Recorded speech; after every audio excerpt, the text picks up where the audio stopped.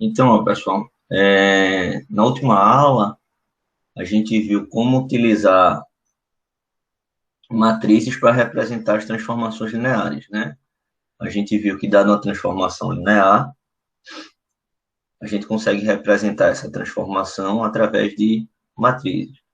E a gente viu também como, dado uma matriz que representa uma transformação, encontrar a transformação representada por ela. E aí a gente viu a importância de a gente trabalhar de fixar as bases, né? Porque, dado uma transformação linear, eu posso ter diferentes matrizes representando aquela transformação, dependendo das bases que a gente está trabalhando, certo? Então, a gente trabalhar com as matrizes para representar as transformações lineares vai trazer para a gente uma série de vantagens, tá? A gente pode dizer que uma desvantagem seria essa, a questão da gente ter que trabalhar com as bases, né? E aí a gente já viu esse processo na aula passada, tá? Como dado uma transformação, encontrar a matriz que representa aquela transformação, fixadas as bases, e o processo inverso também. Tem uma matriz dadas as bases, como encontrar a transformação que ela representa.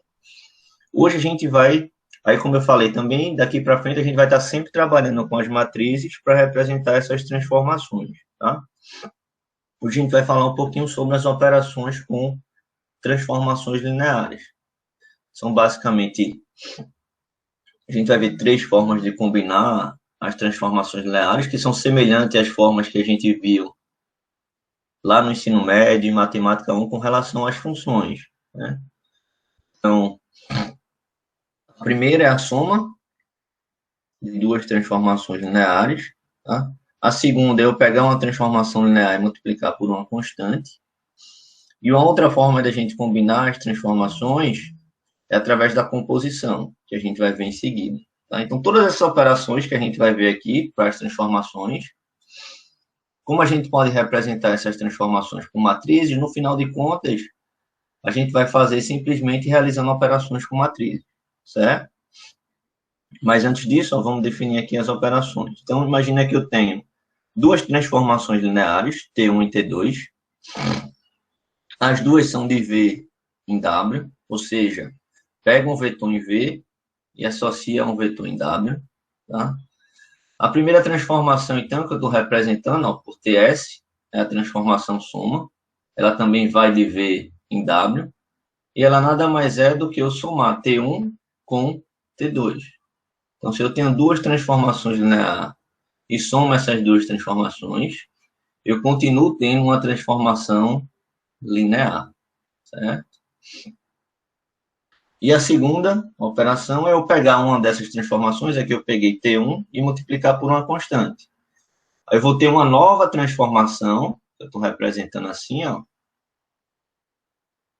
que também vai ser uma transformação linear, tá? Onde essa transformação vai ser a transformação T1 vezes uma constante K qualquer, certo? Exemplo, eu tenho duas transformações aqui, ó, de R3 em R2, as duas, tá? Tenho a transformação T1, então ela pega um vetor no R3, x, y e z, e associa um vetor no plano. Aqui eu tenho duas componentes, né? A primeira é x mais y, e a segunda é z.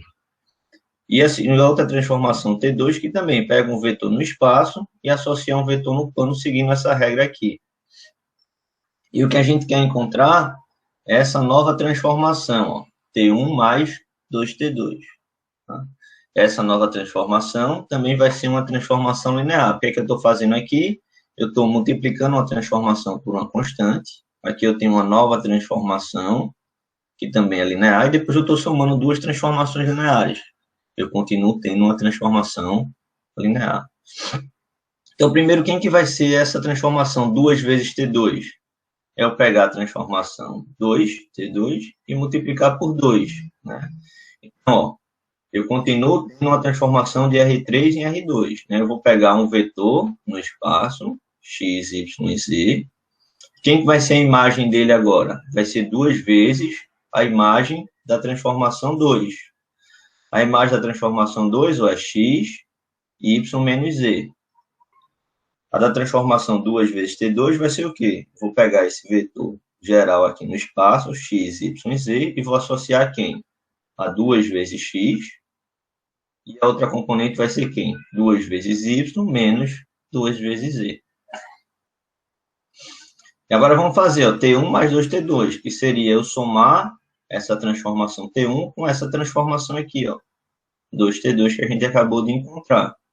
Aí eu vou ter essa nova transformação, também vai ser linear, e vai ser de quem? De R3 em R2. Eu vou estar pegando um vetor no espaço e vou estar associando no plano. Sendo que agora, essa lei de formação é dada por isso aqui, né? Vou pegar esse, 2T2, e somar com T1. Então, a primeira componente vai ser quem? 2x mais y, que vai ficar 3x mais y. E a segunda componente? Z mais 2y menos 2z, que vai ficar 2y menos z. Certo? Vê que eu poderia utilizar aqui, ó, se eu tivesse as matrizes que representam essas transformações, qual a dimensão dessas matrizes? Como aqui a gente tem ó, a transformação de R3 em R2, a matriz que vai representar essa transformação vai ter que dimensão? 2 por 3. 2 linhas e 3 colunas. Assim começa aqui, né? 2 linhas e 3 colunas. Para eu somar matrizes, elas têm que ter a mesma dimensão, certo? Então, eu só posso realizar essas operações aqui, né? Essa primeira de soma, se o quê? Se as duas transformações, elas tiverem o mesmo domínio e o mesmo contradomínio, certo? Porque elas vão ser representadas por matrizes da mesma dimensão. E eu só posso somar matrizes com a mesma dimensão, certo? Então, que esse mistério? Dadas duas transformações, se eu somar, eu tenho uma nova transformação que continua sendo linear. Se eu pegar uma transformação e multiplicar por uma constante, da mesma forma, eu tenho uma nova transformação que continua sendo uma transformação linear. Uma outra forma da gente combinar transformações, assim como a gente fazia com funções, é através da composição, né? Aqui a gente vai ter a chamada transformação composta, como a gente tem lá as funções compostas. Vamos considerar, então, que eu tenho aqui duas transformações, T1 e T2. Transformação 1 vai de V em W e a transformação 2 vai de W em Q. Então, a transformação composta de T1 com T2, a gente representa através dessa notação aqui, ó, semelhante lá também a das funções compostas, certo? T2 bola T1. Essa transformação composta, ela vai ser de V em Q, e ela é definida dessa forma aqui, ó. É como se eu pegasse um vetorzinho V, no domínio da primeira transformação, aplicasse sobre ele a primeira transformação, aí vou ter a imagem dele, e sobre essa imagem eu aplicasse a outra transformação. Tá? Aqui eu coloquei um diagrama para ilustrar. Ó. Então, aqui eu tenho o domínio da primeira transformação, aqui é o Vzão. Aí eu vou pegar um Vzinho, pertencente a esse domínio, vou aplicar sobre ele a transformação 1, e vou obter, ó, T1V. O que é que eu vou fazer agora? Eu vou pegar esse valor, esse vetor, esse elemento de W, que é o contradomínio ó, da primeira transformação, e vou aplicar sobre ele quem? T2, a outra transformação. E vou obter esse outro elemento aqui, pertencente a Q, que é o contradomínio da segunda transformação. Tá? Então, T1, a transformação composta T1 com T2, que eu represento com essa notação aqui, nada mais é que eu aplicar primeiro sobre o vetor a transformação 1, T1, e sobre o resultado, né, sobre a imagem desse vetor, aplicar a transformação 2. Certo? Aqui, ó, a transformação composta, o que ela está fazendo é está dando esse passo direto. Ó. Eu estou pegando um vetorzinho V aqui, do domínio da primeira transformação, e estou associando ele a esse valor aqui, ó, que é um valor pertencente ao contradomínio da segunda transformação, certo? Então, observa aqui o seguinte, A gente, dado duas transformações lineares, eu sempre posso fazer a composição dessas transformações? Não, né? Aqui a gente tem uma condição.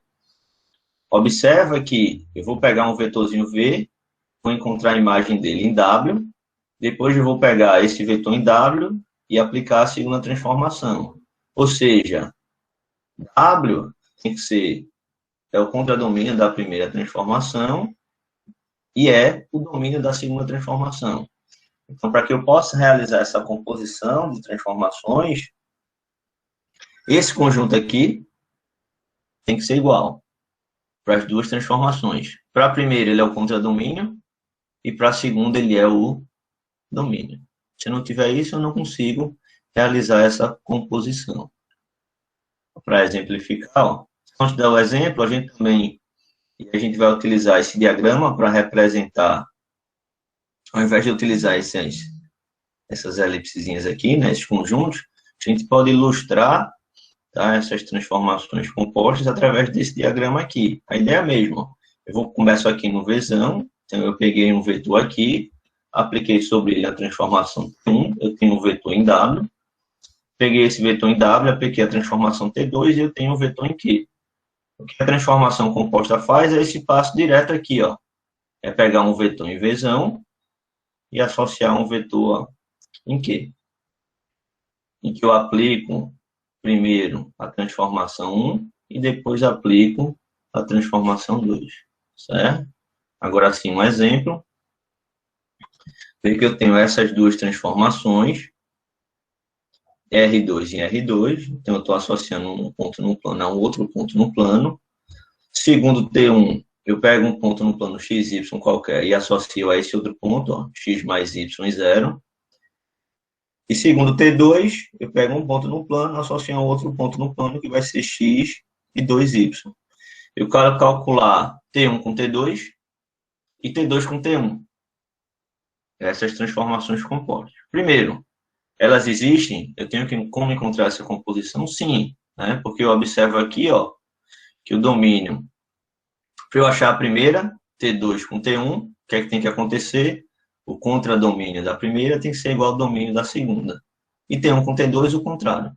Como é tudo R ao quadrado, são todos iguais. Então, eu posso encontrar essas composições. Tá? Vamos achar primeiro T1 com T2. Né? T1 com T2 é como se eu aplicasse primeiro a transformação 1 e depois a transformação 2. Né? Então, eu peguei um vetor XY, apliquei a transformação T1, né? Então, eu vou ter T1 XY, e depois eu aplico T2. Quem que é T1 XY? É X mais Y e 0. É como se eu pegasse agora esse vetor e aplicasse T2. Quem que é T2? É X, 2Y. Então, eu vou pegar esse primeiro componente, ó, e vai ser o meu X. E o segundo componente, que é o Y, vai ficar 2 vezes 0, 0. Então, eu vou ficar com X mais Y e 0. Vamos fazer agora T2 com T1. Aí agora é o contrário. Aí eu aplico primeiro T2 e depois eu aplico T1. Ou seja, isso aqui é T1 e T2, certo? XY, porque eu estou trabalhando no R2, é o domínio de T2. Então, quem quer T2 está aqui, XY. Então, eu peguei um vetor qualquer XY, a imagem dele, considerando a transformação T2, vai me dar X2Y, está aqui. Aí eu vou pegar esse vetor, X2Y, e aplicar essa regra de T1. Tá? O primeiro componente vai ser X mais Y, ou seja, X mais 2Y. E o segundo componente é 0. Aqui, ó, bem semelhante às funções. Tá? Tanto as operações que a gente viu, soma e multiplicação por escalar, como aqui essa ideia da composição. Sendo que aqui a gente está falando de transformações. O que vai ficar um pouco diferente agora é que, como eu falei, a gente vai utilizar matrizes para representar essas transformações. Tá? Com relação às duas primeiras operações que a gente viu, é tranquilo. Né? Quando eu tenho duas matrizes que representam aquelas transformações, seria simplesmente eu somar duas matrizes. para encontrar a transformação soma, né? A matriz que representa a soma das duas transformações. Assim como a multiplicação por escalar, seria multiplicar uma matriz por um escalar. Agora, se a gente estiver falando com relação à composição de transformações, né? Se eu tenho lá duas matrizes, uma que representa cada uma das transformações, e eu quero encontrar a matriz que representa a transposição, ou, desculpa, que representa a composição, tá? A transformação composta dessas outras duas. Como é que a gente vai fazer isso com matrizes? Aí é que eu tenho aqui esse teorema. Tá? Esse teorema é bem importante para a gente. Em seguida, a gente vai ver três corolários, né? Três resultados que a gente pode tirar desse teorema aqui, que são bem importantes para a gente. Tá? Então, vamos entendê-lo primeiro. Eu tenho duas transformações lineares, T1 e T2. T1 de V em W, T2 de W aqui.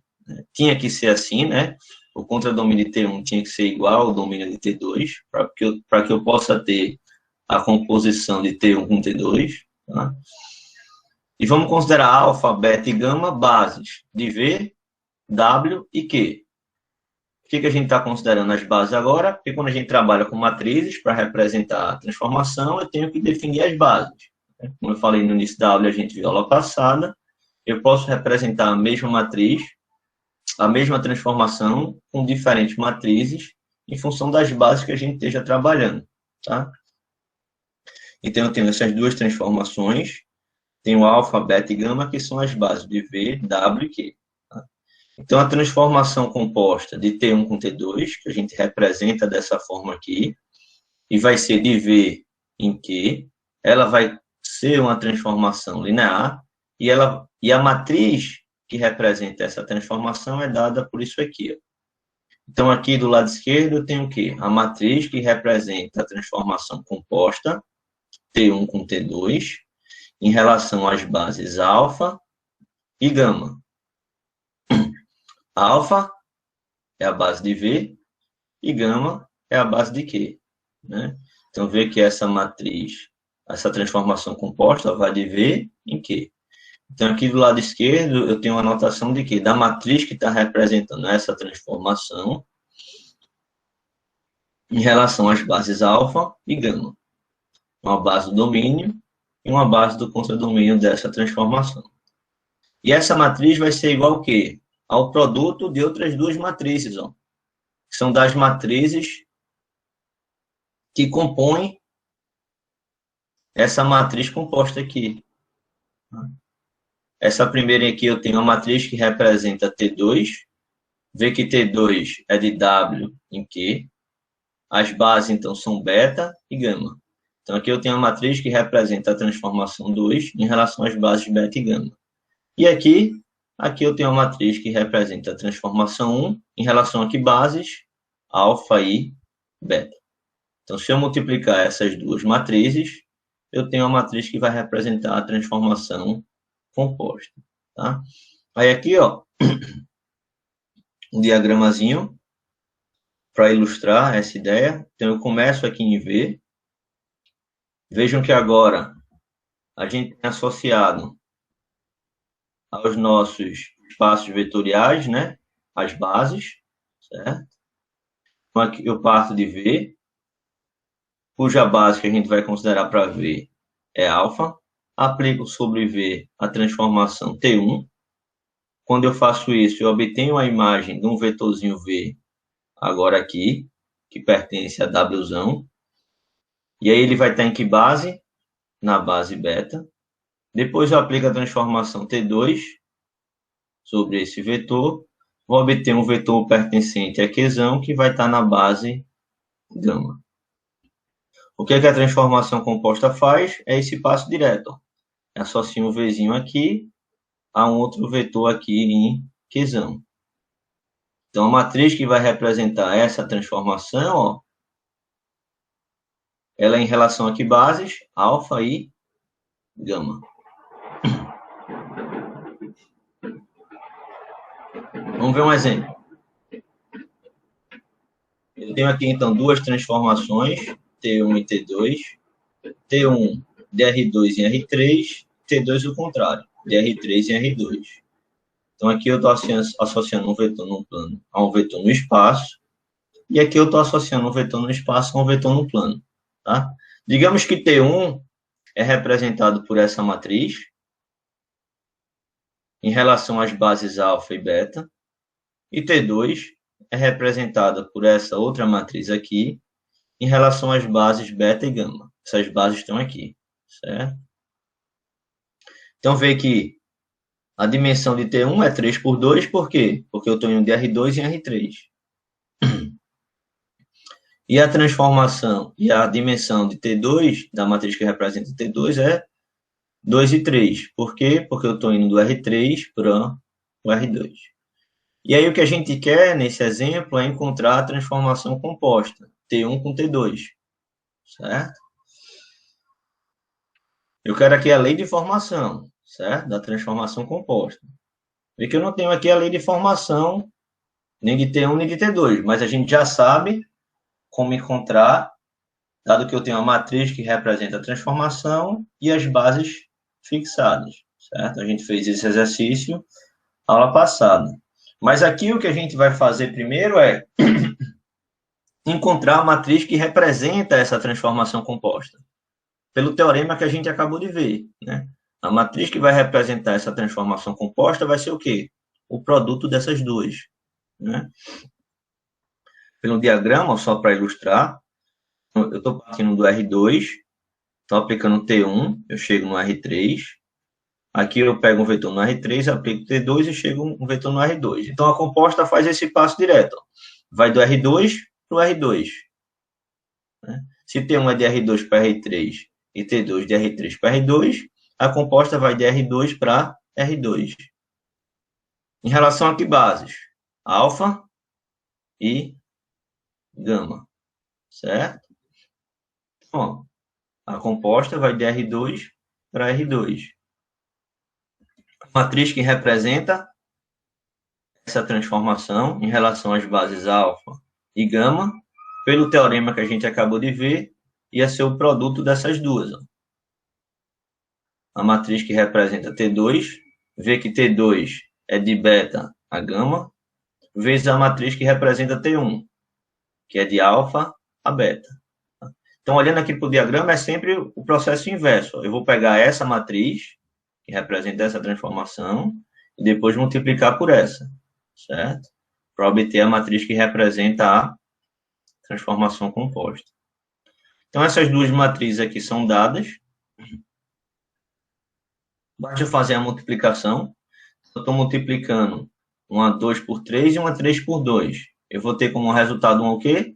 2 por 2, né? E tinha que ser porque essa matriz vai representar a transformação de R2 em R2. Então, ela tem que ter dimensão, tem que ter ordem 2. Né? Quando eu multiplicar, então, ó, essa linha por essa coluna, 0 vezes 1, 0, 1 vezes 1, 1, menos 1 vezes 0, 0, vai dar 1. Essa linha por essa coluna, 0 vezes 0, 0, 1 vezes menos 1, menos 1, com menos 1, menos 2. E a última linha é tudo zero. Ó. Então, quando eu multiplicar por essa coluna, somar os produtos, e essa aqui somar os produtos, eu vou ter 0 e 0. Então, essa matriz é a matriz que representa a transformação composta T1 com T2. Bom, mas o que é que eu peço na questão? Eu peço a lei de formação, certo? Eu peço a transformação, e não a matriz que representa a transformação. A gente encontrou aqui a matriz. Então, tem uma matriz e tem as bases, alfa e gama. Como é que eu acho a transformação? Isso aí a gente viu a aula passada, certo? Então, só relembrando, o que a gente vai fazer primeiro é pegar um vetor do domínio, né? O vetor geral do domínio da transformação. Então, como eu estou trabalhando com plano, é um vetor xy. O que a gente vai fazer em seguida? A gente vai encontrar as coordenadas desse vetor na base do domínio. Então, a base do domínio da transformação ó, é alfa. Então, quais são as coordenadas de um vetor geral nessa base alfa? O que é que eu faço? Xy igual a vezes o primeiro vetor, mais b vezes o segundo vetor. As coordenadas ó, são os valores de A e B. Então, aqui eu vou ter um sisteminha bem simples. A vezes 1A mais B vezes 0,0 igual a X, ó. Então, A igual a X. A vezes 0,0 mais B vezes 2, 2B igual a Y. Então, eu tenho B igual a Y sobre 2. Então, essas são as coordenadas de um vetor geral XY na base alfa, que é a base do domínio da transformação. O que a gente faz agora? A gente vai pegar essa matriz aqui, que representa a transformação, e multiplicar pelas coordenadas desse vetor. Eu peguei a matriz que representa essa transformação, ó, que a gente encontrou aqui, e vou multiplicar pelas coordenadas de V na base alfa. Aqui. Quando eu fizer essa multiplicação, eu vou encontrar quem? Eu vou encontrar as coordenadas da imagem desse vetor V, em que base? Na base gama, na base do contradomínio. De novo, esse teorema aqui a gente viu aula passada, certo? O que eu estou fazendo aqui simplesmente é pegando uma matriz, fixadas as bases, encontrar a transformação que é representada por aquela matriz. Tá? Então, quando eu multiplicar aqui, ó, a gente vai ter isso aqui. O que é isso aqui? Como eu falei, isso aqui são as coordenadas da imagem do vetor V na base gama. O que é que eu quero? Eu quero a imagem desse vetor XY. Né? A imagem dele é que vai me dar essa transformação que a gente está querendo encontrar. Aqui eu tenho as coordenadas. Se eu tenho as coordenadas e tenho a base, como é que eu acho o vetor? Eu pego essas coordenadas e multiplico pelos vetores da base e somo os produtos. Então, eu vou pegar x menos y vezes 2, 0, mais 0 vezes 1. Quando eu fizer isso, ó, eu vou ter 2x menos 2y, e aqui 0 mais 0. É a segunda componente. Então, essa aqui é a transformação composta de T1 com T2. Então, aqui agora, vamos ver corolários, né, resultados que a gente pode tirar desse teorema que a gente acabou de ver, que são bem importantes para a gente. O primeiro é esse aqui. Se eu tenho T, uma transformação linear de V em W, tá? E essa transformação ela for inversível, ou seja, se ela for um isomorfismo, né, a gente viu em aulas passadas que quando a gente tem um isomorfismo, significa que aquela transformação linear ela é injetora e sobrejetora. Porque a transformação tem uma transformação inversa, né? Ela tem que ser um isomorfismo, né? Ela tem que ser injetora e sobrejetora. Então, vamos supor que eu tenho uma transformação linear, que é inversível, tá? Que a gente tem alfa e beta como as bases de V e W. Tá? Então, a transformação inversa, que vai ser de W em V, tá? Ela continua sendo uma transformação linear, e a matriz, ó, que representa essa transformação em relação às bases beta e alfa, e que beta é uma base do domínio dessa transformação, e alfa é uma base do contradomínio. Então, a matriz que representa essa transformação inversa nada mais é do que o quê? A inversa da matriz que representa a transformação T. O que esse corolário está colocando para a gente aqui é que se eu tenho uma matriz que representa uma transformação, e essa transformação tem uma transformação inversa, se eu quiser encontrar a matriz que representa essa transformação inversa, basta eu fazer o quê? Encontrar a inversa da matriz que representa a transformação T. De onde é que vem esse corolário? Do teorema que a gente viu anteriormente, certo? Aí vamos provar isso aqui. Aqui eu estou só ilustrando, tá? Vamos ver. T é uma transformação de V em W, que eu vou da base alfa para a base beta. A segunda transformação é a transformação inversa. O que é que a transformação inversa faz? Desfaz o que a transformação T está fazendo. Então, ela vai de W em V. Né? Se eu pegasse aqui um Vzinho e associasse ele a um W1, Quando eu reaplicar sobre W1 a transformação inversa, eu estaria voltando para o Vzinho, certo? Então, ó, esse passo aqui, ilustrado por essa setinha, é um passo que seria dado se a gente aplicasse sobre o vetor aqui em Vzão a transformação composta, né? Como se eu aplicasse primeiro T e depois aplicasse a transformação inversa. Tá? Quando eu aplico T e depois aplico a transformação inversa de T, o que é que eu estou fazendo? Nada. Eu estou voltando para o mesmo lugar. Ó. Eu estou indo de V em V, certo? Eu estou pegando o mesmo vetor aqui. Peguei um vetor em Vzão, V1. Apliquei T, achei W1. Apliquei a inversa, eu voltei para ele. Ó. Certo?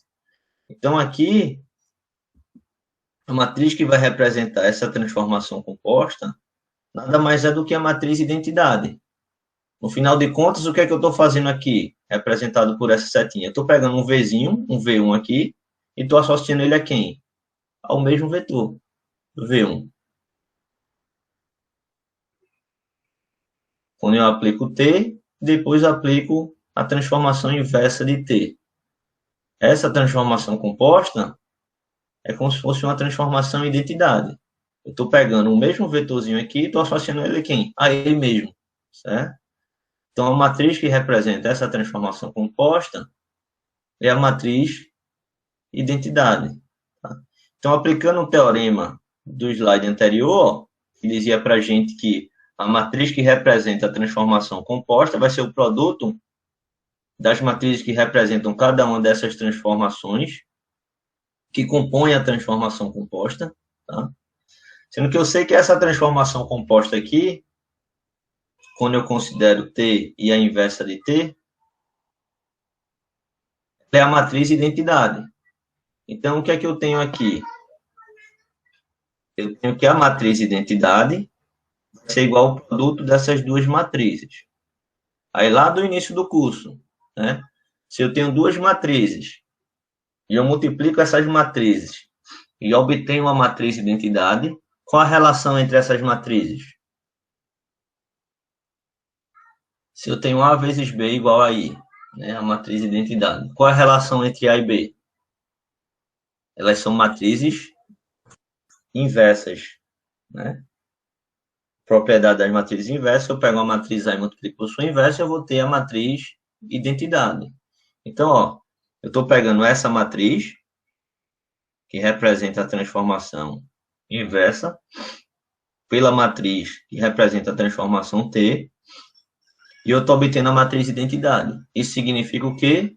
Que essas matrizes, a relação entre elas é uma inversa da outra, certo? Então, se eu tenho essa matriz T aqui, que representa a transformação T, essa outra vai ser o quê? Vai ser a inversa dessa matriz T. É o que está aqui, ó. Certo?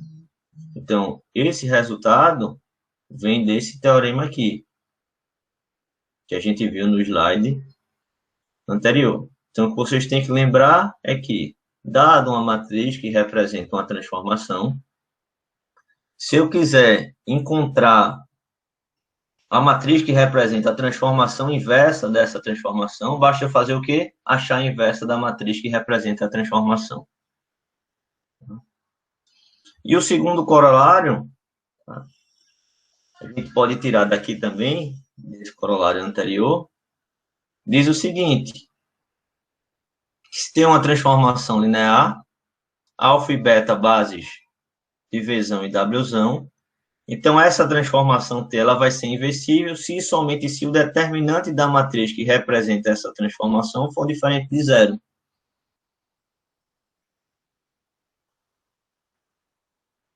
Vê, é dado para a gente uma matriz que representa uma transformação T. Antes da gente encontrar a matriz que representa a transformação inversa de T, é importante a gente saber se aquela transformação ela é inversível. Para eu saber agora se ela é inversível ou não, basta a gente testar isso aqui, ó. Se o determinante dela é diferente de zero. Se for diferente de zero, ela é inversível. E quem que vai ser a inversa dela? A matriz que representa a transformação inversa, a inversa da matriz que representa a transformação T. Por quê? Isso aqui, né? Ó, a gente acabou de ver que a matriz que representa a transformação inversa de T era o quê? Era a inversa da matriz que representa a transformação T. Então, se essa matriz aqui, que representa a transformação T, não tiver inversa, eu não tenho isso aqui, ó. Eu não tenho uma matriz que representa a transformação inversa. Ou seja, a transformação inversa ela não existe. Se essa inversa aqui ó, não existir. Qual é a condição necessária para que uma matriz tenha inversa? A gente também viu lá na primeira parte do curso. É que o determinante dela seja diferente de zero. Por isso esse corolário aqui, ó. Para que uma matriz tenha inversa, o determinante dela tem que ser diferente de zero. Então, para que essa matriz aqui, ó, que representa T, tenha inversa, o determinante dela tem que ser diferente de zero. E a inversa dela vai ser quem? Vai ser a matriz que representa a transformação inversa. Então, se ela não existir, eu não tenho transformação inversa. Para ela existir, o determinante dessa matriz tem que ser diferente de zero. Ou seja, dado para a gente uma matriz que representa uma transformação, para eu saber se aquela transformação tem inverso ou não, basta eu calcular o determinante dela e ver se é diferente de zero. Se for igual a zero, ela não tem uma transformação inversa. Se for diferente de zero, a gente consegue calcular a matriz que representa a transformação inversa como? Calculando a inversa da matriz dada. Vamos ver isso no exemplo. Eu tenho aqui uma transformação de R2 em R2, ou seja, eu pego um vetor no plano, associo a um outro vetor no plano. Tá? A matriz que representa essa transformação é essa daqui, ó. Em relação a que bases? Em relação à base canônica, ó, do R2, 1, 0 e 0 e 1. E eu quero encontrar a transformação inversa. Ver como T vai de R2 em R2, a inversa vai de R2 em R2 também. Certo? Primeira coisa, será que essa transformação, vê que eu não sei nem quem é a transformação T, né? Eu sei quem é a matriz que representa ela e sei as bases. Então, com isso aqui, eu conseguiria achar a transformação T. Mas o que está sendo pedido para a gente é a inversa de T.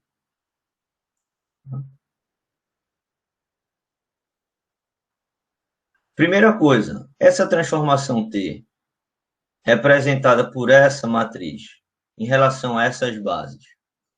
Essa transformação T, ela tem uma transformação inversa associada a ela. Como é que a gente faz? A gente acabou de ver pelo segundo corolário do slide anterior, que essa transformação T vai ter uma transformação inversa associada a ela, se o quê? Se essa matriz aqui, ó, o determinante dela for diferente de zero. Então, o que a gente vai fazer é calcular o determinante dessa matriz. Então, 3 vezes 3, 9, menos 2 vezes 4, vai me dar 1. Determinante diferente de zero. Então, só isso já garante para a gente o quê? Que essa transformação vai ter uma inversa. Então, T é inversível. Como é que a gente vai achar essa transformação inversa? Primeira coisa que a gente vai fazer é encontrar a matriz que representa essa transformação inversa. A gente viu pelo corolário 1 do slide anterior que a matriz que vai representar essa transformação inversa, T, vai ser o quê? A inversa dessa matriz aqui, ó.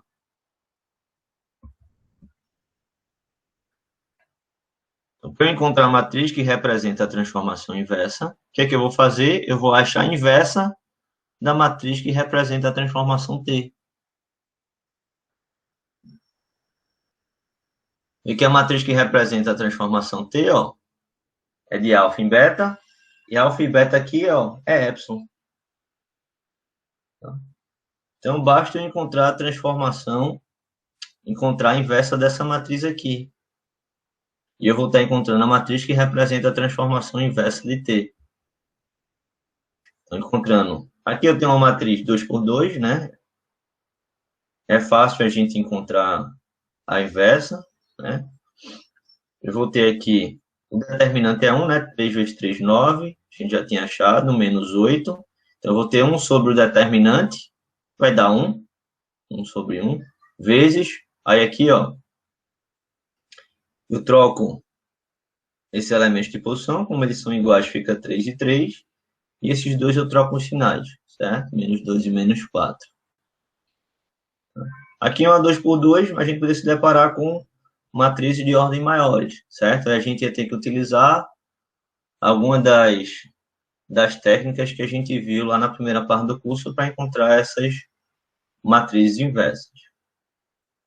Aqui eu vou obter essa matriz. Essa matriz é a matriz que representa a transformação inversa associada à transformação T. Se eu só quisesse saber isso, terminava aqui. Mas a questão pede o quê? Para encontrar a transformação inversa. Então, de novo, tem uma matriz que representa a transformação e tem umas bases. Como é que eu acho a transformação? É o que a gente fez no exemplo anterior. Primeiro eu pego um vetor qualquer do domínio aqui da transformação, né?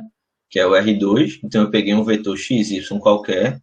Vou encontrar as coordenadas desse vetor na base do domínio.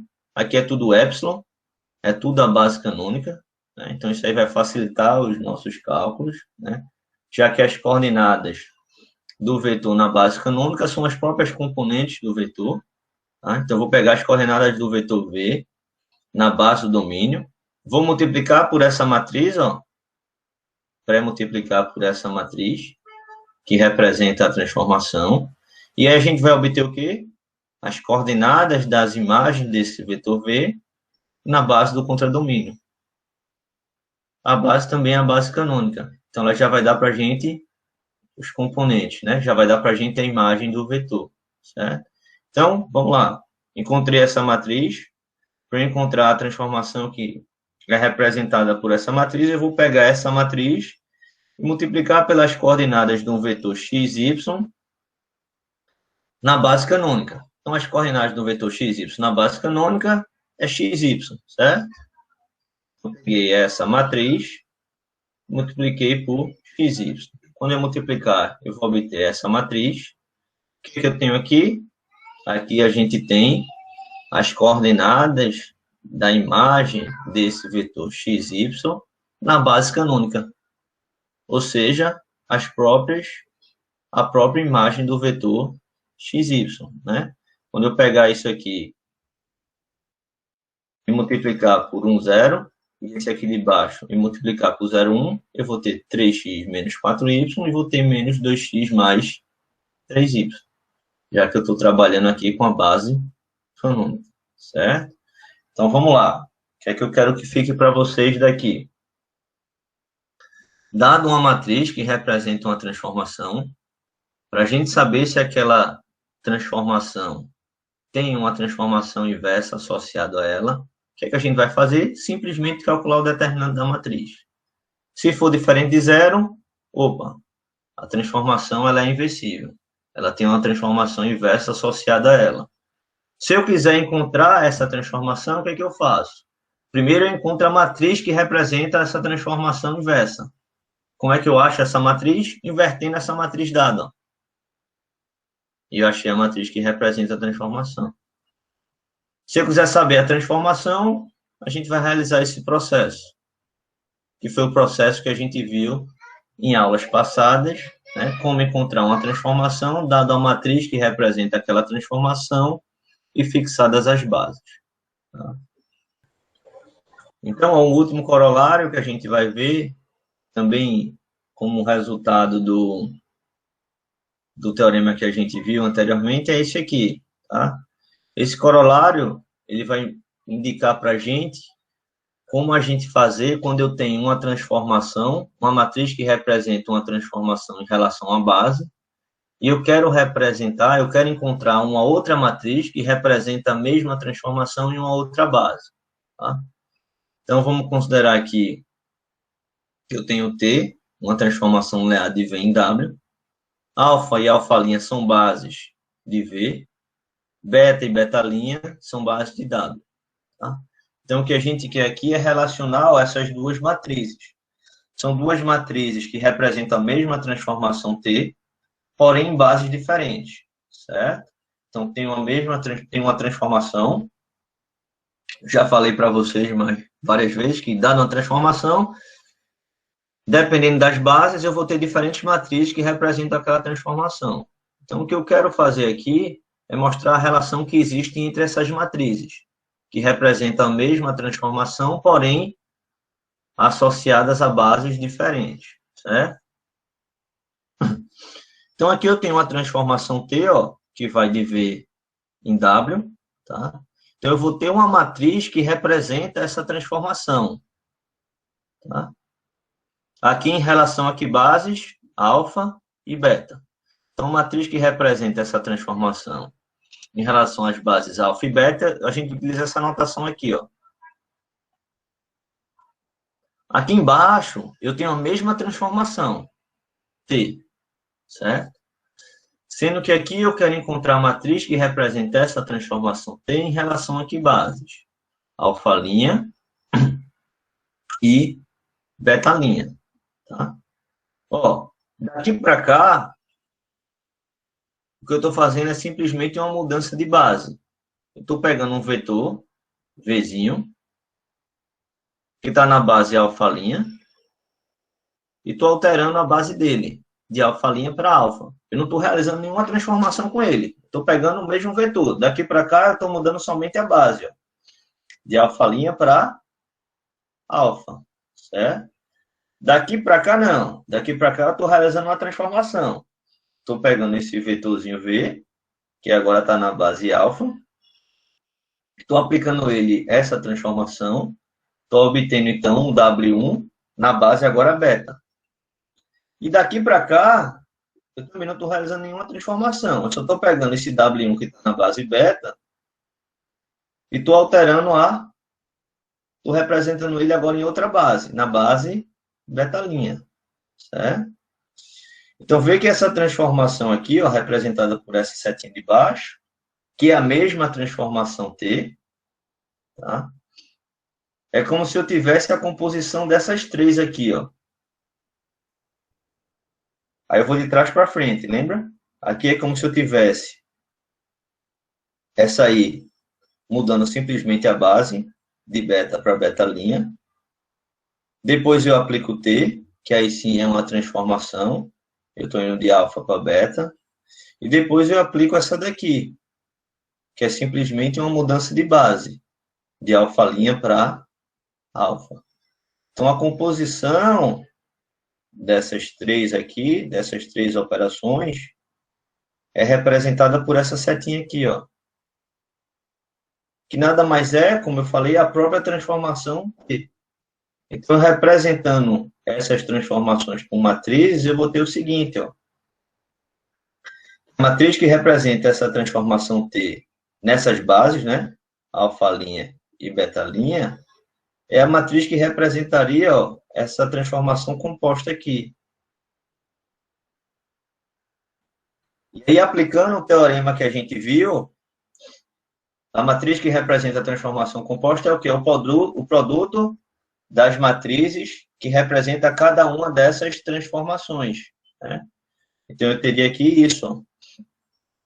Essa primeira é de beta para beta'. A matriz que vai representar essa transformação T, com uma base alfa e beta, essa aqui, ó, de alfa beta. E essa outra aqui de mudança de base, alfa', alfa. Tá? Então, aqui eu estou relacionando uma matriz que representa a transformação T nas bases, ó, alfa e beta, com a matriz que representa a mesma transformação T nas bases, em bases diferentes, alfa' e beta'. Qual é a relação entre elas? Ó? Basta eu multiplicar uma delas com matrizes de mudanças de base. Tá? Então, em palavras, o que esse corolário coloca para a gente é isso aqui. Se eu conheço a matriz de uma transformação linear em relação a certas bases, alfa e beta. Então, se eu conheço isso aqui, ó, a matriz que representa a transformação em relação às bases alfa e beta, tá? E conheço as matrizes de mudança de base para as novas bases, alfa' e beta'. A gente pode encontrar a matriz que representa a mesma transformação em relação a essas bases alfa' e beta'. Tá? Então, se eu tenho uma matriz que representa uma transformação T em relação às bases alfa e beta, se eu conheço uma matriz de mudança de base dessas bases para outras bases, como alfa' e beta', a gente consegue encontrar a matriz que representa essa mesma transformação nessas novas bases, fazendo isso aqui, ó. Antes de um exemplo, um caso particular que surge daqui é quando a gente tem ó, a transformação de V em V, ou seja, quando W é igual a V. Tá? Então, considera que eu tenho a transformação de V em V e que as bases de V sejam alfa e beta. Tá? Então, aqui, ó, eu tenho a transformação T de V em V tá? Em relação às bases alfa. E aqui, eu quero representar essa mesma transformação T agora em relação às bases beta. Tá? Então, aqui eu tenho uma matriz que representa essa transformação em relação às bases alfas. Tá?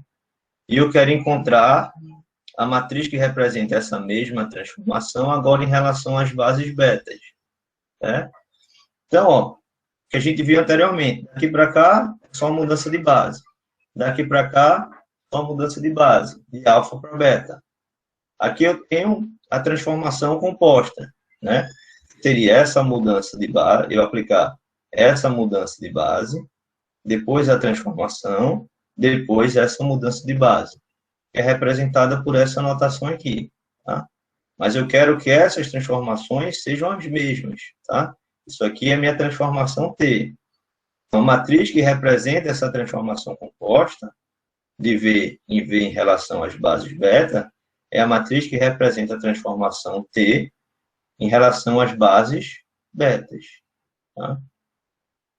Pelo teorema, né, a matriz que representa essa transformação composta é o produto dessas três aqui, ó, dessas três matrizes. A primeira, essa de mudança de base, ó, de alfa para beta. A segunda é a matriz que representa a transformação T de alfa para alfa. E a terceira, essa daqui, a matriz de mudança de base de beta para alfa. Quando eu multiplicar essas três, eu tenho a matriz que representa a transformação T em relação às bases beta. Sendo que nesse caso particular, ó o que está acontecendo aqui, as matrizes de mudança de base. Aqui é de alfa para beta e aqui de beta para alfa. Aí a gente viu lá, também na primeira parte do curso, que se eu tenho uma matriz de mudança de base, da base alfa para a base beta, se eu achar a inversa dessa matriz, eu estou obtendo o quê? A matriz de mudança de base de beta para alfa. Tá? Então, a relação entre essas duas aqui, ó, é que uma é a inversa da outra. Tá? Então, a matriz de mudança de base de beta para alfa é a inversa da matriz de mudança de base de alfa para beta. Se a gente chamar essa matriz de mudança de base de alfa para beta de M, então, substituindo aqui, eu vou ter M vezes a matriz que representa a transformação em relação às bases alfa, vezes a inversa de M. Essas duas matrizes aqui, ó, que representam a mesma transformação, porém, em relação a bases diferentes, são chamadas matrizes semelhantes. Tá? Então, matrizes semelhantes são matrizes que estão representando o mesmo operador linear, tá? Porém, em bases diferentes.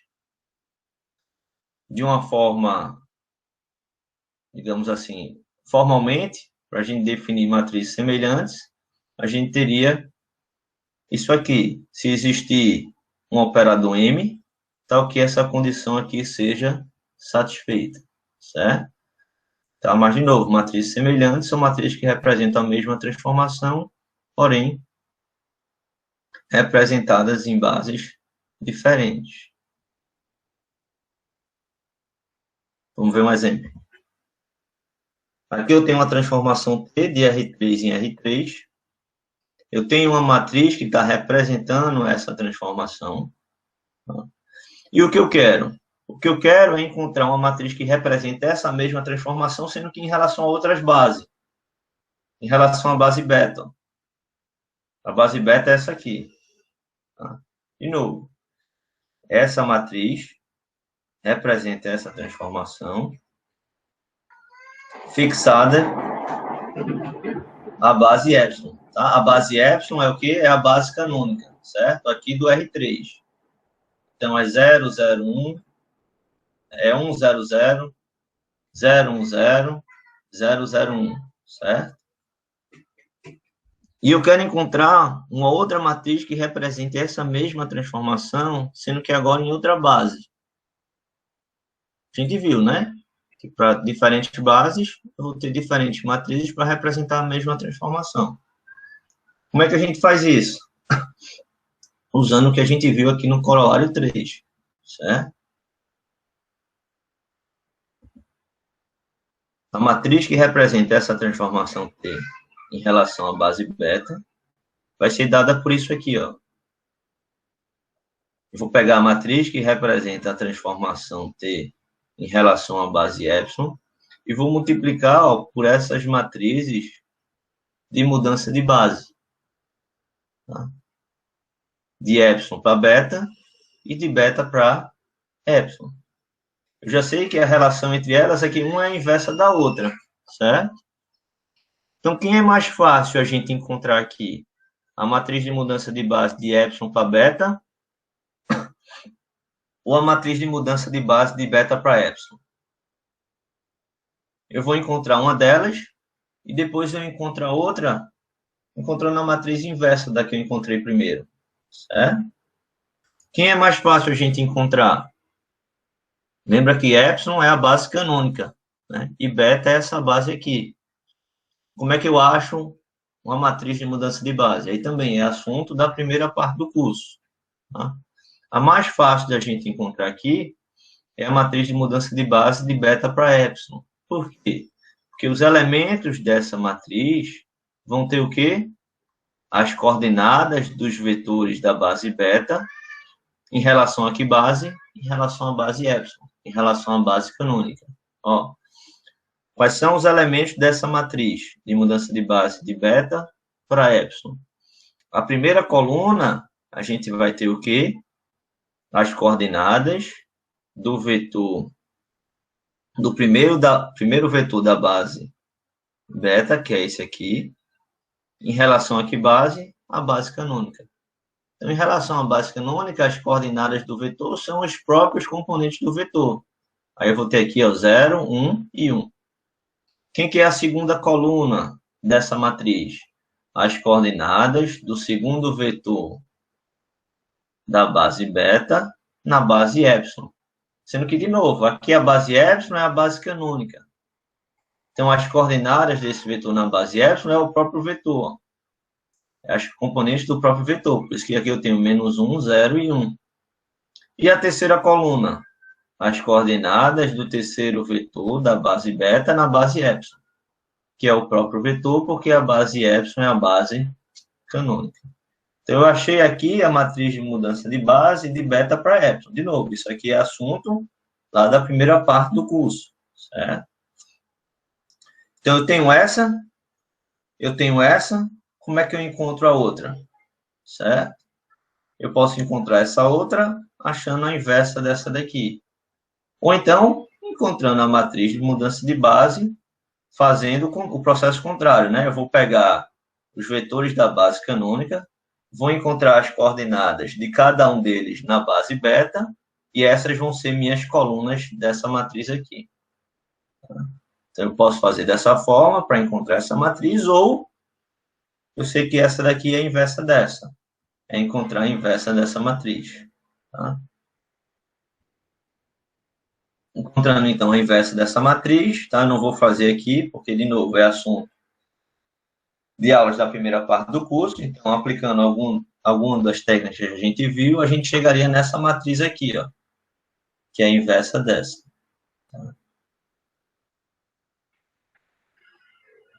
Essa primeira coluna corresponde ao quê?